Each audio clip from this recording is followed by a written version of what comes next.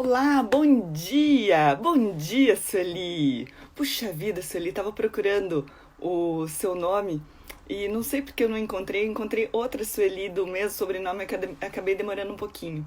Mas enfim, é, sejam bem-vindos a esse projeto de discussão de casos clínicos às 7h30. Às vezes eu demoro um pouquinho para conseguir me organizar, imprimir a folhinha com o título. Mas enfim, eu faço isso porque eu tenho recebido muitas perguntas e eu penso que quem é professor sempre é professor e o que a gente mais quer é disseminar conhecimento. E esse conhecimento, que isso pode ser uma pequena semente que vire resultado e que vire solução das questões dos seus pacientes de todos os dias. E às vezes, quando a gente já caminhou um pouquinho na odontologia, a gente nem pensa que alguém possa ter determinado tipo de problema. E a gente vem aqui trazer tudo aquilo que a gente acumulou de experiência. E muitas vezes, ter alguém que oriente vai economizar equívocos. A gente não precisa errar tanto para acabar acertando um caso. Enfim, e tudo isso pode acabar acontecendo, de repente, por conta de uma pequena dica, a gente consegue fazer tudo melhor. Lembrando que hoje, assim que eu terminar essa live, eu vou mandar o e-mail que tem a primeira aula do intensivo periodiária. Esse intensivo eu acabei reformulando totalmente para a gente conseguir focar na periodontia como serviço básico essencial. Porque durante uma crise, seja lá como seja essa crise, nem todo mundo está acometido, mas muitos estão. E a melhor coisa a fazer é a gente começar a mostrar para o paciente que a odontologia é essencial, é importante, é básico, ele pode deixar de fazer qualquer coisa, mas odontologia, nesses termos de promoção de saúde, de prevenção, precisa ser entendido para ele como a melhor coisa do mundo. Então, quem estiver inscrito, entra no link da bio. O link da bio é o perfilzinho, ou escreve "eu quero" em qualquer uma das minhas postagens, que eu mando o link para inscrição. E o grupo do Facebook fechado. Neste grupo, a gente vai acabar colocando todas as lives e todas as discussões ou informações adicionais, casos clínicos, tudo que a gente precisar ali. Enfim, hoje a dúvida é se precisa ou não de aumento de coroa clínica. Então, esta dúvida é muito cruel, porque a gente fica muito preocupado se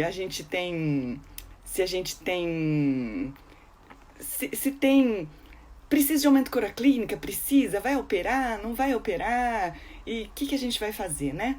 Enfim, olha, eu acabei de receber aqui um elogio das escovas interdentais, que bom.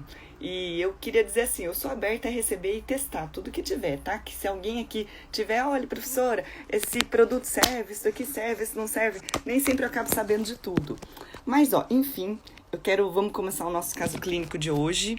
Este caso clínico aqui me enviado e aparece muito esse tipo de situação.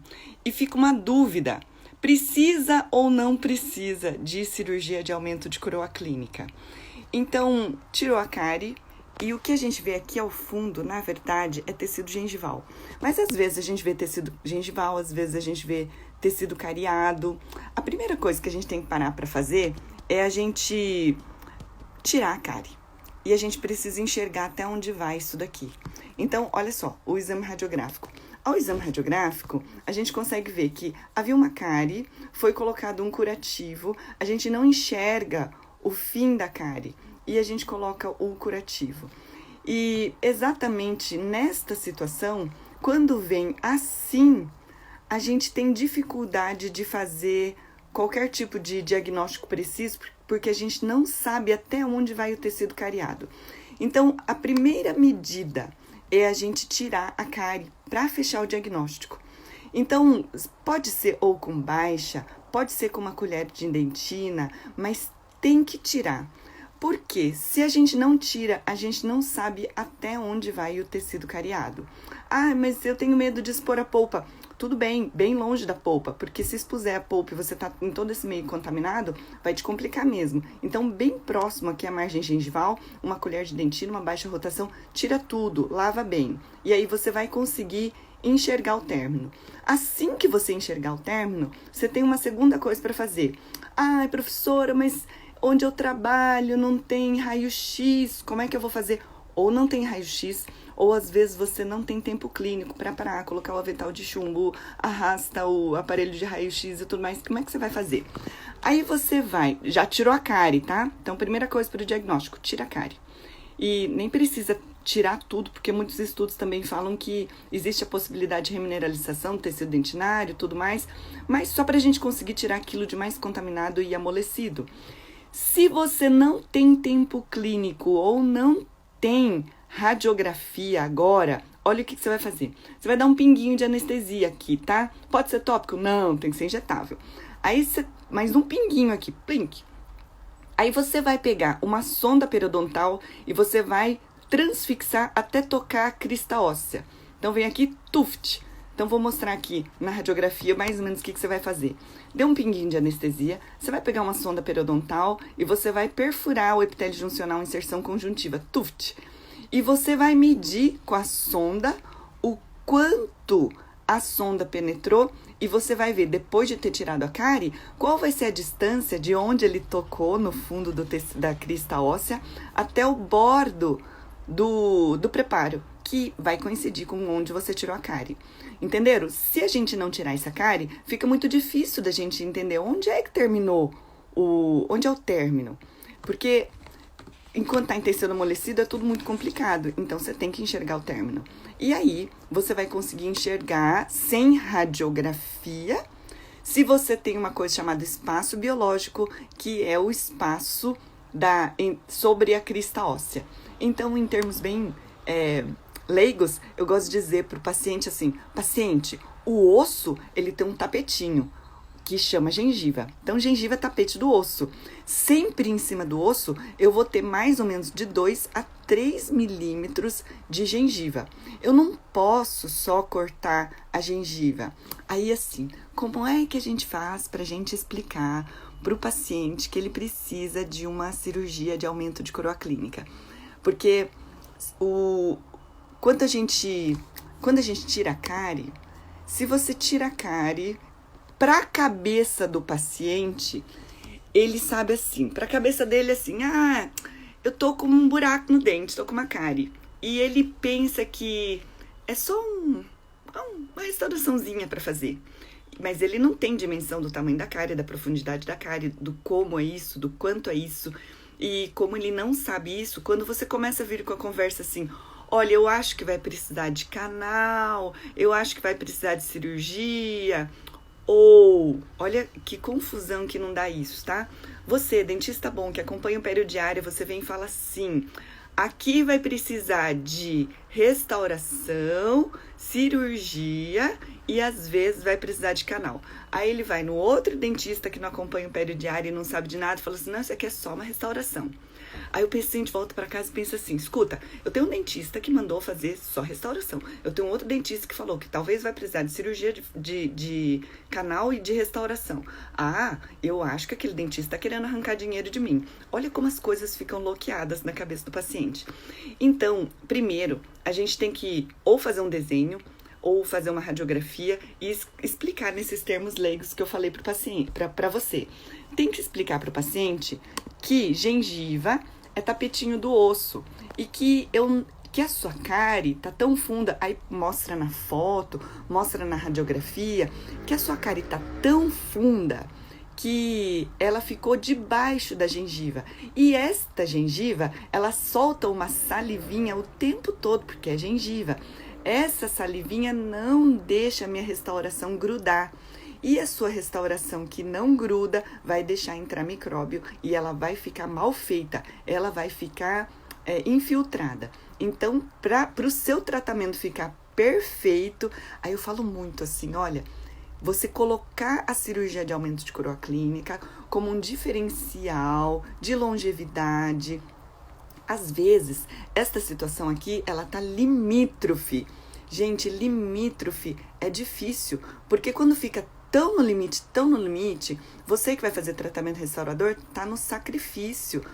E quando a gente, se for fazer isolamento absoluto, fica sofrido de conseguir fazer. Aí o que acontece? Você, dentista bom, fica lá se virando, sacrificando, se matando lutando para conseguir fazer isolamento disso daqui, não consegue, fica na dúvida se o seu sistema adesivo funcionou. Então, gente, isso daqui é uma cirurgia da gambiarra, tá? Uma odontologia, assim, do esforço.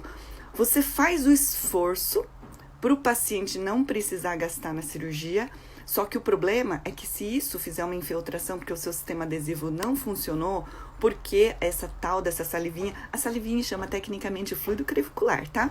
Se o fluido crevicular ficou liberando saliva o tempo todo, você jamais vai conseguir um sistema adesivo adequado e isso aqui vai ter um gap. Outra coisa que eu já vi muito aqui, por exemplo, sempre distal de molar, tá? Terminou a restauração e o paciente fala assim, aqui sai um cheirinho.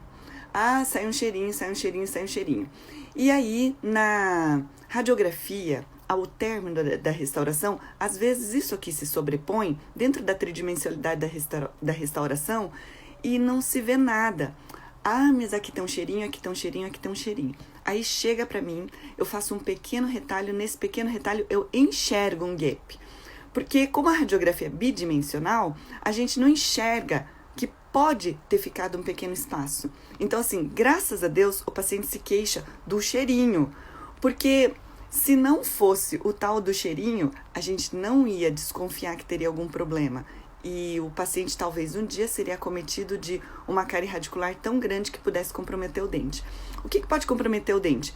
Gente, se essa cárie, ela desce um pouco mais, quando essa cárie se aproxima muito da região de furca, o aumento de coroa clínica pode começar a expor a pré-furca, a cinturinha da entrada da furca, e esse dente fica ruim. Outra coisa que pode acontecer, não aqui que é uma distal do segundo molar inferior, mas em área estética, você vai tirar um osso interproximal que vai comer o osso vizinho. Então, tudo começa a ficar complicado. Ah, e aqui pode fazer elevação de margens profundas? Aqui tá meio... Tá muito encostado demais pra gente fazer esse tipo de coisa. Então, o que a gente vai fazer? Ai, doutor Igor tá aqui, mandou uma fotinha linda pra mim. E é isso que eu acabei usando, tá? Muito obrigada. E doutor Igor usa uma nomenclatura que eu desconhecia, tá? Que chama reabilitação do espaço biológico. Isso é um nome muito rebuscado, que eu nunca tinha ouvido isso. Mas quando radiograficamente a crista óssea tem menos de 3 milímetros do bordo do preparo, só que aqui não tem preparo, eu não tenho certeza se a cárie chegou aqui, mas eu sei que isso aqui não tem 3 milímetros nunca. Então, aqui tem indicação para cirurgia de aumento de coroa clínica. Então, revisando, o que a gente vai fazer? Olhou aqui, a primeira coisa vai tirar cárie. Nada pior do que chegar para o dia da cirurgia com cárie. Eu não posso tirar cárie no dia da cirurgia, porque senão eu contamino o campo cirúrgico. E, idealmente, eu não posso mexer na cirurgia. Eu vou fazer um aumento de coroa clínica durante a cirurgia. E na dúvida, será que eu já compensei o tanto de cárie que vai tirar? Será que já chegou no término? Eu faço uma cirurgia na dúvida. E na dúvida eu tiro um pouco mais. Então, sempre melhor. Identificou esse tipo de situação, remove a cárie. Não tem tempo clínico ou tem dúvida em termos de término, remove toda a cárie, dá um pinguinho de anestesia, pluft, sonda, perfura o epitélio juncional. Isso não dói, tá? Mas avisa o paciente que ele às vezes vai sentir um soquinho, porque ele faz um barulhinho. Toca a crista óssea e você vai medir com a sonda periodontal a distância que vai dar entre encostar a crista óssea e o bordo do preparo, que você vai ver nesta situação. Aí, de cárie removida, material restaurador temporário tem indicação para cirurgia de aumento de coroa clínica, sim. E o que você vai falar ao seu paciente? Você vai falar assim que para a restauração ficar perfeita, olha que o jeito da gente colocar para o paciente faz muita diferença na hora da gente conseguir vender esse procedimento como um padrão de qualidade. E vai dizer que com a cirurgia eu vou conseguir afastar a restauração. Aí eu falo assim em termos bem leigos. Paciente, a emenda do dente e da restauração, eu preciso enxergar e essa emenda, ele precisa ficar no sequinho, porque a cola para a dentina precisa estar no sequinho. E debaixo da gengiva sempre vai ter a salivinha e vai ficar mal feito. Você vai pagar pela restauração e não vai ficar bom. Por isso, é importante que a gente faça a cirurgia de aumento de coroa clínica para ele ficar muito bom. Doutora, será que nesse caso uma radiografia interproximal não nos daria uma situação mais real dessa distância crista-lesão de cárie? Perfeito, tá? Interproximal, muito melhor, porque a gente vai conseguir colocar isso mais lateralmente. Porque, às vezes, nesta imagem periapical realmente acaba se sobrepondo, tá? E, às vezes, quando... isso daqui é uma região de istmo pequeno. Mas, por exemplo, pensa no molar superior, onde o dente é um pouco mais quadrado e mais largo. Às vezes, a gente não tem uma imagem tridimensional real. Ou, às vezes... Vamos pensar que isso daqui poderia ser um preparo para a coroa total. E neste preparo, a gente não enxerga onde que está exatamente o término. Num preparo para prótese total, a gente nem sempre vai conseguir enxergar tudo na imagem radiográfica. Então, vale as duas coisas. Uma boa sonda periodontal, exatamente para a gente sondar, tocar a crista óssea. Outra dica. Quanto mais jovem o paciente, maior a gengiva interproximal. Então, quem tem gengiva gorda, grande, e o paciente é jovem, ele acaba tendo uma gengiva bem maior e acaba dificultando esse tipo de procedimento restaurador. Então, cirurgia de aumento de coroa clínica causa muita dúvida, às vezes fica subindicado, às vezes fica muito na dúvida, faço ou não faço, e a pior coisa que vocês podem fazer é fazer esse tipo de procedimento no sacrifício. O sacrifício fica assim, vou poupar o paciente da cirurgia, e nisso que vai poupar o paciente da cirurgia, você se sacrifica e se mata para colocar aquela matriz e cunha que não vai conseguir colocar. Isso daqui não dá certo, não vale a pena, tá? É um sofrimento para o clínico, vai perder tempo clínico e não vai ficar bom. E... da restauração provisória com CIV até o dia da cirurgia, quantos dias? Qualquer dia, tá? Isso não faz diferença. Outra coisa que eu vou dar como dica, para conseguir fazer uma restauração e para facilitar a visualização, quando for fazer a restauração, não precisa fazer uma anatomia bonitinha, tá? Não precisa, sabe por quê? Às vezes o dentista faz o esforço de fazer uma crista bonitona, linda, e isso causa sombra para eu conseguir enxergar esse término aqui. Então, gente, CIV bem rasinho aqui, o suficiente para proteger o fundo, para não dar sensibilidade, para não acumular biofilme. Só raso, bem pouquinho. E se não ficar raso, eu tiro isso daqui para eu conseguir tirar na cirurgia. No dia da remoção da cárie, remove a gengiva hiperplásica com cureta e como controlar o sangramento? Não, no dia da remoção da cárie, a gente faz um retalho e nesse retalhinho a gente tira um pouquinho aqui e a gente tira um pouquinho aqui. Tira, tá? E não tira com cureta, tira com bisturi. E aí controla o sangramento através quando faz o retalho, vai ficar mais distante e a gente vai conseguir tirar. Esse tecido hiperplástico, ele vai sair rapidamente com cureta, tá? Não tem problema. Por isso que o ideal para antes da cirurgia, ele já está numa situação de um campo muito limpo. Nessa situação de campo muito limpo, que é tirar o tecido cariado, tirar esse tecido hiperplástico e deixar com um CIV, eu acabo não prescrevendo antibiótico, porque quem me conhece sabe que eu uso antibiótico quando realmente necessita.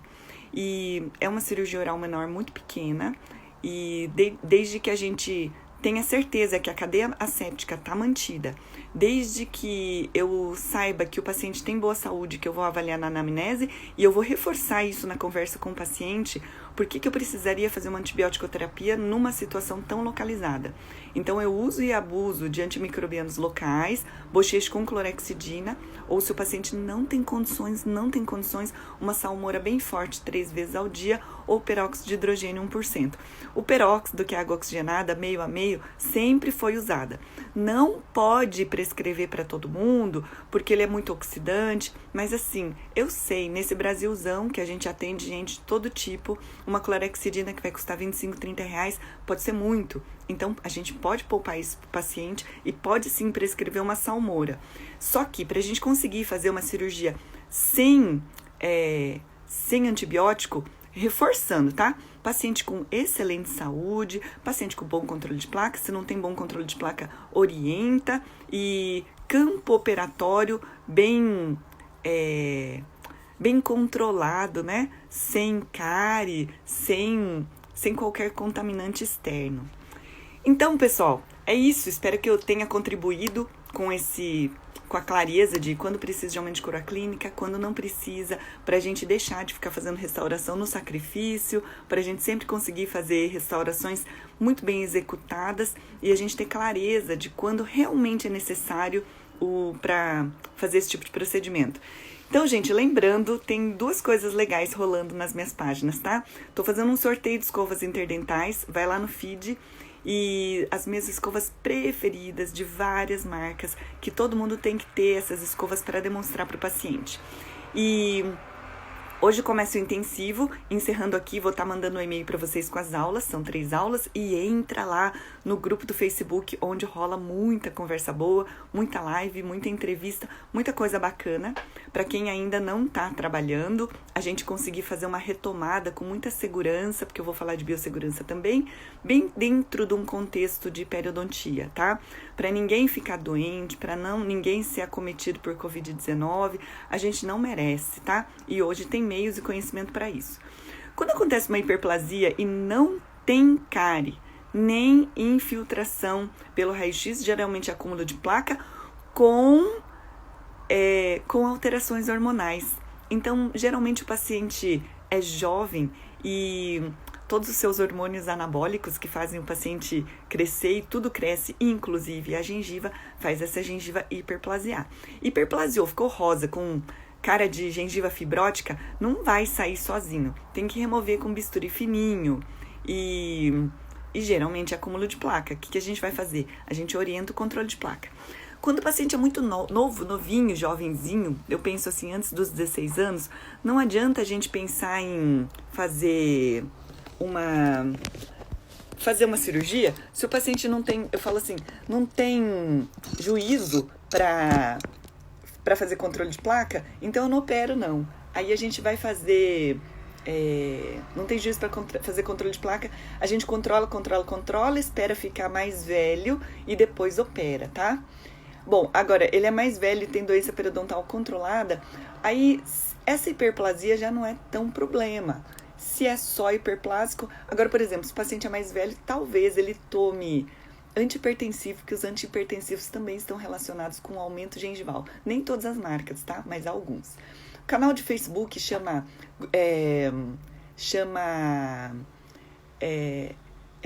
uma página de Facebook que chama Intensivo Periodiária. Como um evento científico, ele abre hoje e fecha segunda-feira que vem. Então, tudo vai acontecer ali dentro como se fosse um evento científico, tá? Bom, doença periodontal não controlada e controle de placa ruim vai sempre crescer. Em relação ao salmoura, tem restrição diante da doença sistêmica como a hipertensão? Olha, é só não engolir. A salmoura é como se fosse um medicamento tópico, tá? E alguns estudos têm indicado que não é o sal o vilão da hipertensão. Então, o paciente não faz atividade física, não faz controle da sua inflamação, não faz controle da alimentação, porque a doença, a hipertensão está dentro de um quadro de doença cardiovascular que também é um problema inflamatório. Aí o paciente não faz atividade física, não faz controle dietético, não cuida de nada e ele fala assim, a culpa é do sal. Aí a culpa é do sal que o dentista deu para bochechar. Não, né? Então, a gente precisa ter a clareza de que doença cardiovascular... Hipertensão faz parte de um grupo chamado doença cardiovascular, que é muito mais do que isso. Isso entra dentro do conhecimento de medicina periodontal, que é o entendimento que a inflamação sistêmica está muito presente no indivíduo mais velho. O intensivo periodiária é sempre gravado, tá? Exceto as lives, que eu gosto muito dessa conversa nossa. Eu tenho criança, eu entendo como é que é a vida. Então, são 3 aulas gravadas e elas vão estar disponíveis no e-mail. Cada um vai lá, abre o seu e-mail e assiste essa aula gravada e coloca as perguntas. Ao longo da semana, as lives, elas vão ser direcionadas ao tema. O que é o tema dessa vez? É a gente conseguir transformar a comunicação para o paciente de que pério básica, pério preventiva é um serviço básico essencial. Nesse momento de crise, se o paciente é assim, agora eu quero dar uma segurada, nesse momento não quero fazer esse procedimento, não tem problema, a gente vai entender. Só que se de tudo você quiser economizar, você vai investir um pouquinho, que vai ser só um pouquinho, na sua prevenção. Nada pior do que você ter uma cárie sem sem esperar, nada pior do que você perder um dente nesse momento, nada pior do que você ter uma recidiva de doença periodontal. Então, é o seguinte, pode economizar em um monte de coisa, mas a pério é a bola da vez se você está no momento de crise e contenção de despesa. Pério básica, prevenção. É isso que a gente vai fazer. Ouve a queixa inicial do paciente, mas transforma isso que a gente faz da odontologia, mas não faz tão enfaticamente, mas a gente vai colocar a pério básica preventiva para o adulto como paciente, você quer não ter surpresas no seu tratamento odontológico, não ter surpresas como uma intercorrência de cárie repentinamente nesse momento, não ter surpresas como de repente ter uma perda óssea, uma periimplantite neste momento, então vem comigo que eu tenho um programa de manutenção preventiva e é isso que eu vou ensinar. Isso vai gerar recorrência, que o paciente vai retornar periodicamente, isso vai ser bom para o paciente, bom demais, porque todos deveríamos fazer isso, mas a gente não faz. E a gente fala, mas isso tem dificuldade de acontecer. E isso estou ensinando no intensivo pério diária. E assim a gente consegue que o paciente venha de uma forma recorrente, ele já vai pagar antecipadamente dentro de um programa vantajoso para ele mesmo e a gente vai estar fazendo a melhor odontologia do mundo, que é a odontologia preventiva. E você vai estar fazendo o relacionamento com o paciente. Ele está sempre circulando na sua clínica de uma forma super positiva, que é a prevenção. E depois, quando as coisas melhorarem, quando o serviço melhorar, quando a pandemia passar, os serviços se acomodarem, ele tiver um dinheirinho, aí ele vai fazer aquela estética dos sonhos, aí ele faz a orto, aí ele faz o que ele tiver planejado, mas que talvez nesse momento ele não queira fazer. Tudo bem, nesse momento você não precisa fazer, mas nesse momento você, por favor, entre nesse nosso programa de manutenção preventiva para que você acabe não tendo problema. Nós da Pério, nós fazemos isso com rotina, alguns com um pouco mais de sucesso, outros com um pouco menos de sucesso, e é por isso que o Intensivo Pério Diária são 3 aulas sequenciais, que é uma aula bem concentradinha, e muitas lives sobre tudo nesse tema. E eu vou falar sobre biossegurança para o nosso retorno ao trabalho exatamente dentro do contexto de periodontia, tá? Então, pessoal, Intensivo Pério Diária começa hoje, entra lá no grupo do Facebook chamado Intensivo Pério Diária, espera um pouquinho até minha equipe te admitir naquele grupo, porque mais ou menos a gente quer checar quem é dentista e quem não é, para a gente conseguir falar de outras coisas interessantes, inclusive sobre custo, precificação, como a gente organiza isso, que é a grande dúvida de todo mundo, tá? Pessoal, muito obrigada. Até mais tarde. Todo dia às 20h30 a gente fala de um tema filosófico. Todo dia às 7h30 a gente fala de um caso clínico. Eu também estou em quarentena, eu também estou em casa. Tenho atendido muito pouquinho. Na minha região não tem tantos casos, já estamos liberados para atender, mas eu concentro todo mundo para as quintas-feiras. Então, só quinta-feira que a gente não fala aqui 7h30, mas do contrário, todos os dias estaremos aqui para engrandecer a nossa linda e apaixonante odontologia e a periodontia, tá bom? Gente, eu queria agradecer você que está me assistindo, porque se você curte pério, você está ajudando a todos os dentistas que nos acompanham a realizar o sonho da gente fazer com que as pessoas cheguem até os 60 anos com 20 dentes na boca. Isso é tudo de qualidade de vida para o paciente. A ciência já sabe como é que a gente faz para as pessoas terem esses dentes até os 60 anos. A gente só ainda não está conseguindo transmitir isso para o paciente. O paciente chegar com 60 anos, com 20 dentes na boca, tudo de qualidade de vida. A única coisa que falta é a gente valorizar a nossa pério básica, porque é isso que vai fazer as pessoas manterem dentes. Com pério básica não tem cárie recorrente, não tem cárie de raiz, não tem cárie recidivante, não tem doença periodontal, não tem doença periodontal recidivante. E não vai quebrar dente porque vai ter bastante outros dentes. Tem fratura de dente, tem migração patológica, tem colapso oclusal quando faltam dentes. Então a gente vai voltar a fazer uma linda odontologia e uma odontologia de resultado com uma gestão administrativa e financeira muito bem feita, que é isso que o Pério Diária também se propõe. Tá bom? Gente, tenha um lindo dia. Até mais tarde.